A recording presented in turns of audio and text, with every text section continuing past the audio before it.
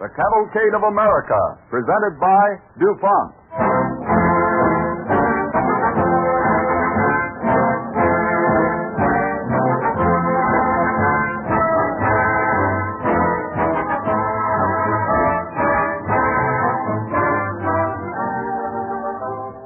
This evening, the DuPont Cavalcade tells of the annexation of one of the largest areas of American territory, the story of the Louisiana Purchase.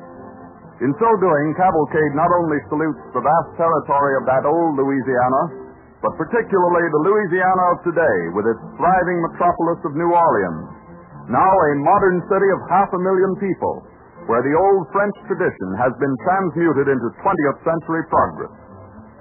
The development of our country's natural resources in this territory has been fostered in no small degree by the research chemists, whose contributions to the comforts and conveniences in our everyday life are aptly summed up in the DuPont pledge, better things for better living through chemistry.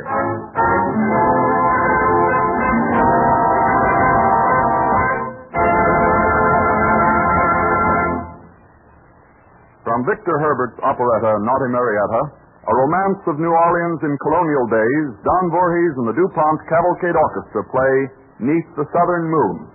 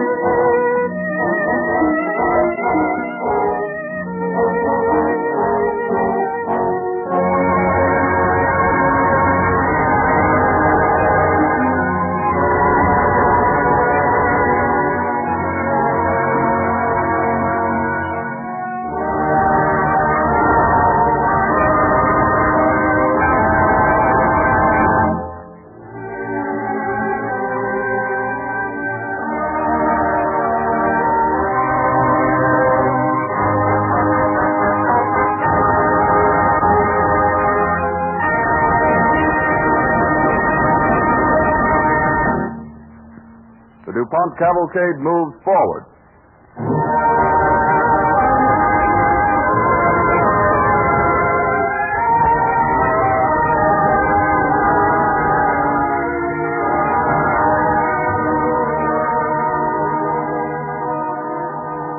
Originally discovered by the Spanish, A vast territory west of the Mississippi was later claimed by the French and named Louisiana after Louis XIV.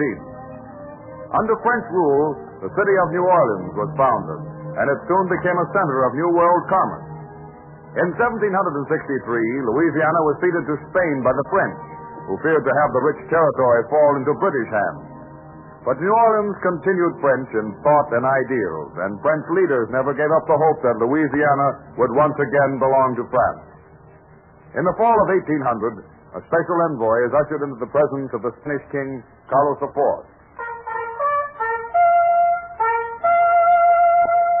Envoy from Napoleon, First Consul of the Republic of France.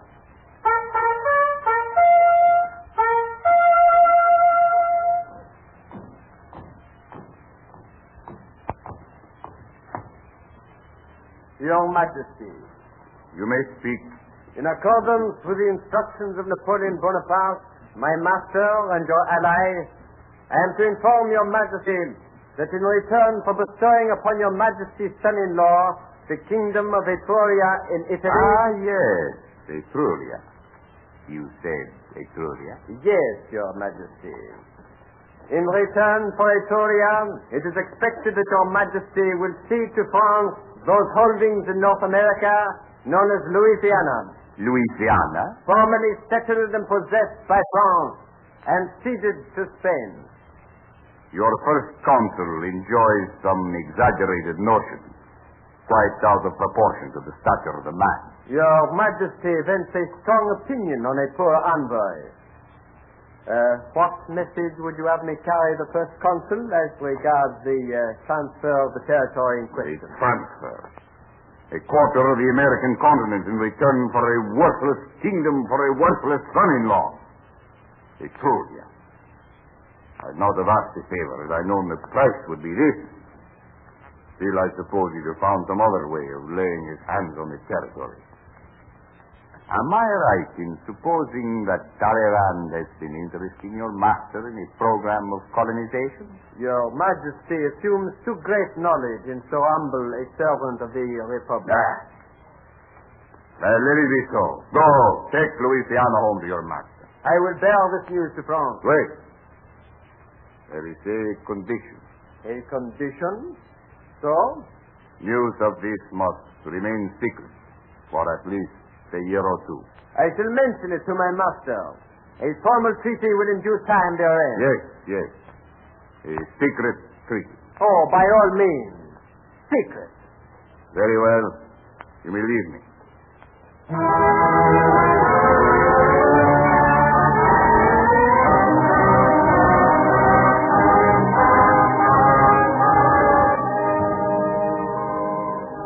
The secret treaty was made, and on the American continent, even though there was no official announcement of the new ownership, the frontiersmen using the Mississippi River as a means of distributing their cotton, pork, flour, lumber, and other produce noticed a change in the attitude of the authorities at New Orleans, which was a center from which their goods were shipped all over the world and even around to our own eastern coast. Early in the year 1802, a flatboat on its way to New Orleans, loaded with farm produce, ties up to a dock on the east bank of the Mississippi. All right. Keep that line there. You got it? Where are you from, stranger? We're from Greenville. What's your cargo? I got a load of corn and some bacon. Here they're paying good prices for bacon in Orleans. Nobody's worrying about prices in Orleans no more. What do you mean? We can't land in Orleans now without paying big money. Not even for reshipping. What do you mean? Big money? Well, they say the French have taken over the town all around there. French? Spanish still supposed to be in charge, but they're taking orders from the French. Some say the French own the place. Hey, Heard of such a come aboard, stranger. I want to hear about All this. right, coming up. My name's Ed Hawkins. Mine's Bill Joyce. Howdy. I'm glad to know you. I had a cargo bound for Orleans, too. What'd you do with it? Rode it in the river. Don't catch me paying a tax for landing my stuff at Orleans. There's no profit in throwing your goods away.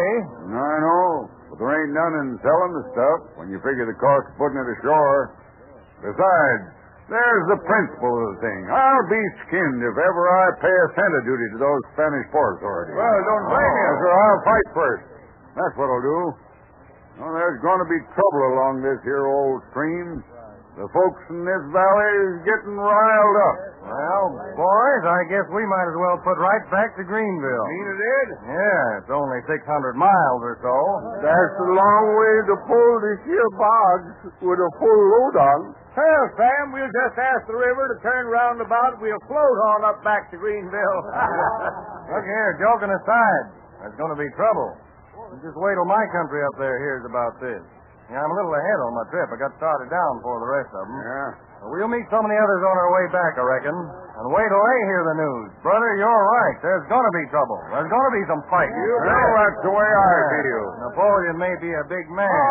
Heard tell he is, but I reckon he ain't big enough to lick a bunch of straight-shooting backwoodsmen out in their right to land some corn and bacon at the mouth of the big river. Right. No, this river's ours. Well, that's the way I And no one's going to say we can't go on it where we like. Go ahead, to pull that log.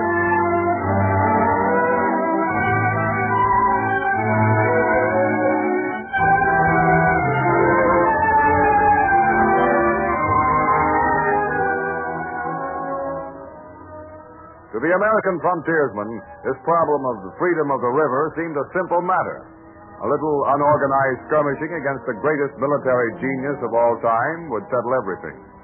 But to President Thomas Jefferson, himself something of a backwoodsman, who had closest to his heart the interests of westward pushing America, the matter was not so simple. We find President Jefferson discussing the situation with his Secretary of State, James Madison. It's one thing, Madison, for a weak nation like Spain to hold Louisiana. But in the hands of Bonaparte, with his ideas of conquering the world, I don't have to tell you how fatal it would be to the commerce our new West is sending down the Mississippi. France hasn't taken possession as yet. We must make some move before actual possession is taken. For years, this problem has perplexed me. When I was Secretary of State to General Washington, I approached both France and Spain to see whether we might not acquire the city and island of New Orleans, or someplace near the mouth of the Mississippi where we could establish a port. Now, if we could only persuade the French government to grant us certain land or territorial rights. Bonaparte is the French government. As you say, he's mad for empire. He'd never give it up. I must talk to Livingston again. As our minister, he might broach the subject once more. I'll prepare a letter to him at once. Robert Livingston is diplomatic. He's well liked in France. He might achieve what we're after. Yes, Louis. I want to prepare a letter to Minister Livingston. Is anyone waiting to see me? Yes, sir. There's a messenger from the West, from Natchez. He arrived some little time ago and seemed in an urgent frame of mind.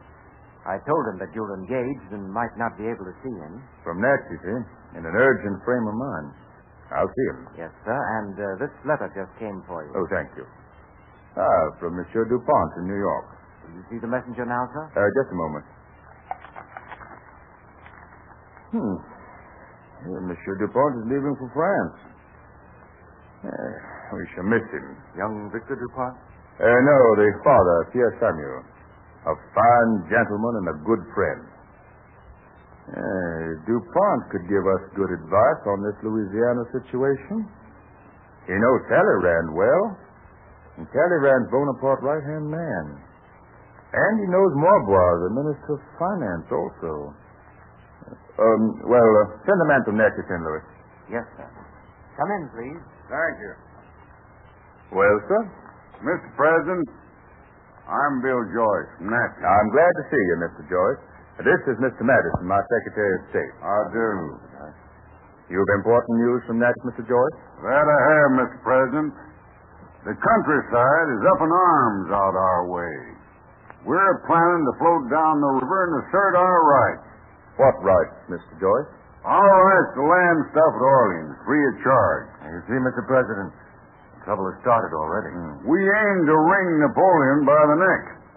I'm heard tell he's a big man where he comes from, but I bet he ain't big enough to keep us farmers and trappers from floating our stuff down the river and unloading it free at Orleans. Is that what you've come here to tell us, Mr. Joyce? Well, it's not alone me, Mr. President. Gets everyone down my way. My instructions are to tell you that either the government does something about this here situation, or else us folks are going to do it ourselves. Declare war by yourselves, is that it? Can't say as how we'll trouble to declare war. Won't have to. Them Frenchies will know it's war all right when they see the hull of the Mississippi Valley pouring into New Orleans. Leastwise, they'll make a pretty good guess it's war. Mr. Joyce, if you listen to my advice, you'll go back to Natchez and tell the folks there that war would be the last thing in the world to mend matters. They'd be fighting the strongest troops in the world, led by one of the smartest generals who ever lived. This whole situation's been on my mind constantly for months. Don't you aim to do something for us, Mr. President? Can't tell them that. I intend to do my best. But that will only be possible if you refrain from premature action. You understand? Well, just as long as you're planning to do something, I'll tell the folks we'd better wait a little longer. That's better. Well, we'll be very much obliged if you can do something, Mr. President. And thank you. Good day, sir. Good day, Mr. Joyce. Good day. There must be no war with France. Any war would be disastrous. But France is always on the verge of war with England, and the day Bonaparte takes official possession of Louisiana, we become allies of the British fleet. A choice of two evils. I've been thinking, Madison. I believe I'll write to DuPont. A letter should reach him in New York before his departure for France. I'll ask him to act unofficially for me. Talleyrand will listen to him and perhaps be convinced that the resentment he owes against us was not caused by any act of my administration. DuPont can suggest how highly I value a state of friendship between ourselves and France. He can also suggest how unwise it would be for Bonaparte to take possession of Louisiana without ceding New Orleans or some similar spot. And in the meanwhile, Livingston can present our case officially. You mean to threaten Bonaparte? Not threaten, just suggest. If England joins us, France would be swept from the seas, and she would inevitably lose not only New Orleans, but the whole territory of Louisiana.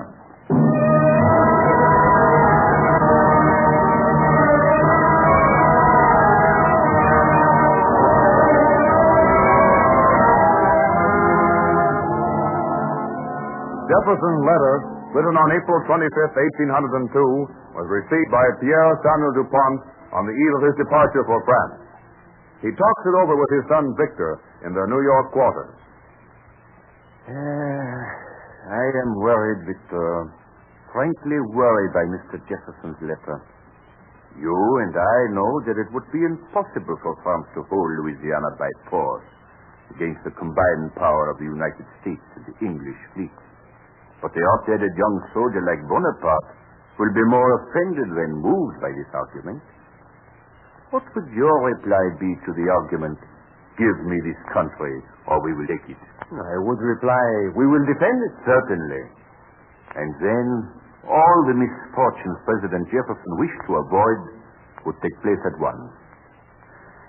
I would like to be able to help our President, Victor. My greatest happiness would be to serve the country that has received us so hospitably. If Mr. Jefferson could make some proposal to France without threat, for instance, a pledge to help France recover Canada from England in exchange for ceding Louisiana. Does that mean war too? There must be some method of persuading France into an amicable relinquishment of its property. Bonaparte needs money more than he does land.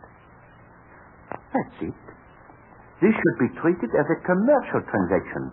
The United States should offer to buy Louisiana. But Mr. Jefferson will argue that the United States cannot afford to make so large a payment. A war would in the end cost far more than the amount of money France would ask for the whole territory of Louisiana. I'll write to Mr. Jefferson at once. The sooner he makes an offer, the better. The longer one bargains, the worse the bargain one makes.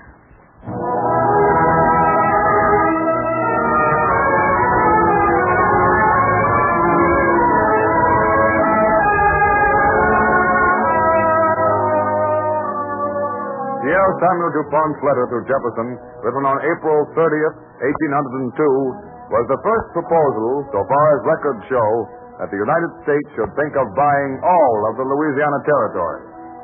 After extended correspondence between the two men, Jefferson instructed Robert Livingston to propose the purchase of at least some part of Louisiana.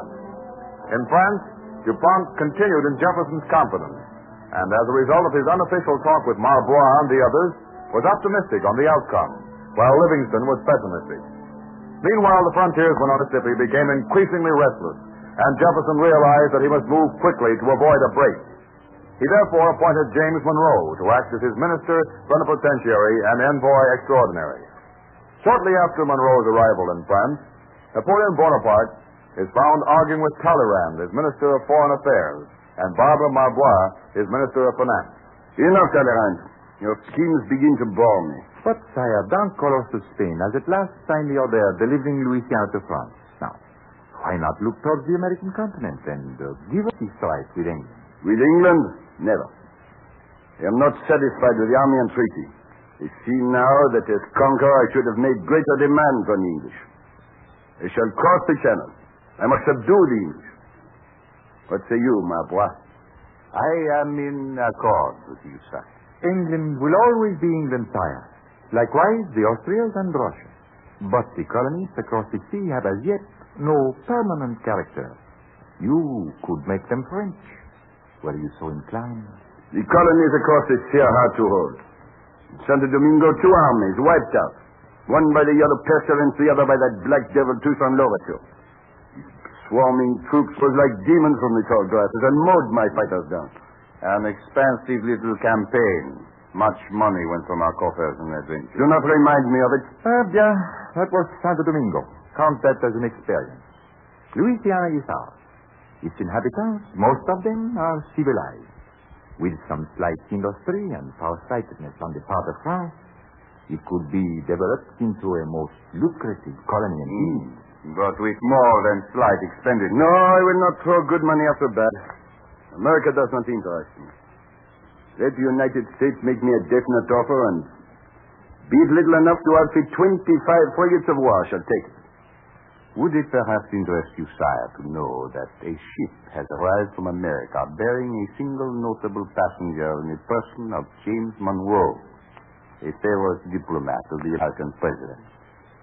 And would it interest you to know further of a secret cargo? A secret cargo? Gold is reported below deck, sire, by one whom I sent secretly to discover. Great of the financiers suggests we should avail ourselves of some of that gold. I charge you, Marbois, with favoring the United States in this. I protest. Your wife is American. Enough of your petty arguments. Gold below decks, eh? Marbois, I commission you to treat with these gentlemen from the United States. Get what you can from them and give what you will of our American possessions. I am tired of thinking about them. Trust me to repair at least some of the damage to our treasures. An expensive luxury, this English war. I will hear no more of that. I go to the Americans, sire. Sire, the loss of these American colonies will mean... Silence, Talleyrand. What are a few American colonies compared with the conquest of England?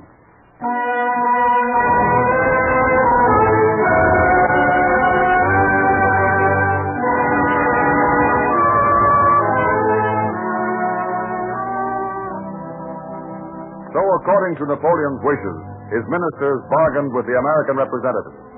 And on April 30th, 1803, Talleyrand and Marbois meet with Monroe and Livingston for the final negotiation. Livingston is reading the treaty. The United States of America is to pay directly to France the sum of 60 million francs and to assume debts owed by France to American citizens, which are estimated at 20 million francs. Altogether, about $15 million in American money, Mr. Livingston. A fair price, Monsieur Monroe? It should be after our many hours of bargaining. It is a pleasure to bargain with you Americans. You are so sure of what you want. You are not a bad businessman yourself, Monsieur Marbois. Will you sign here, Monsieur Monroe? There you are. Merci. And you, Monsieur Livingstone? Yes. Merci. Monsieur Talleyrand? Oui, monsieur. And I will sign here, monsieur. Louisiana is yours. We are all satisfied? Monsieur Talleyrand, what are the exact bounds of Louisiana?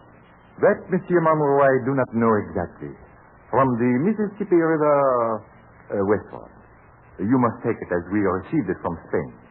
At any rate, you have made a good bargain for yourselves. Undoubtedly, you will make the most of it. It will be enough. Monroe, we can consider this the noblest work of our lives. From today, the United States takes its place among the powers of first rank.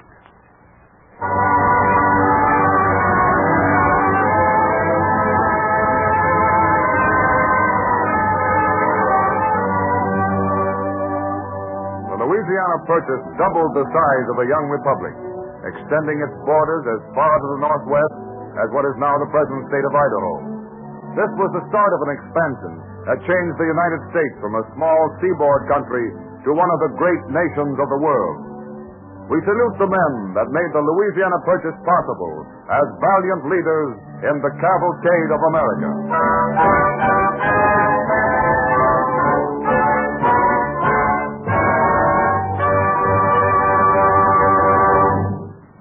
Far-seeing as those leaders in the Louisiana Purchase were, even they never dreamed of the vast riches hidden beneath the earth's surface in parts of that territory. For nearly 100 years, nature's treasure lay undiscovered. Then, there were often moments like this. Hey, Doris, did you hear what's happened? What is it? What's all the excitement? Oil!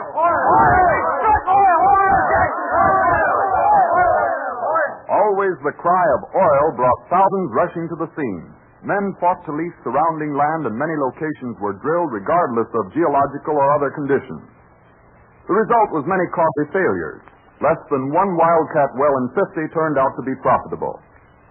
Today, however, science has taken much of the guesswork out of prospecting for oil. To determine whether or not oil may be present, engineers use an instrument called a seismograph, which records tremors that pass through the earth, and they create miniature earthquakes that tell the story. Here's how they do it and why. First, the crew drills a hole from 20 to 200 feet or more into the earth. A charge of dynamite is then lowered to the bottom of the hole and set off. The seismograph records the resulting vibrations on a graph, which gives the prospectors a picture of the geological structure down below. The part that DuPont chemists play in this scientific prospecting is to furnish a special type of dynamite for seismographic work that will act instantly and dependably deep down in the earth. In addition to explosives, the DuPont company provides a special electric blasting cap that acts within 1/10,000th of a second. If this underground blasting indicates the presence of oil-bearing strata, drilling the well begins. Unless the well turns out to be a gusher, chemistry also must be called upon to help get the oil out of the earth. This is done by what is called shooting the oil well.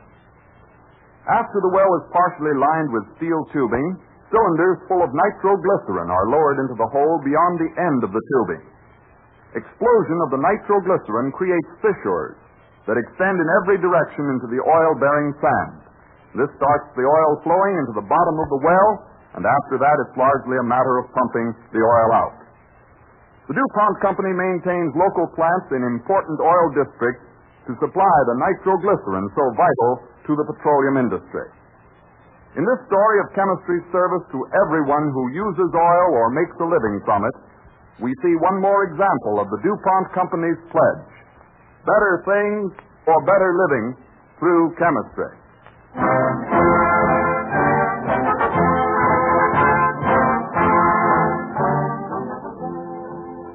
Noah Webster, the story maker of the first American dictionary, who was called the nation's schoolmaster, will be the subject of the broadcast when next week at the same time, DuPont again presents the Cavalcade of America.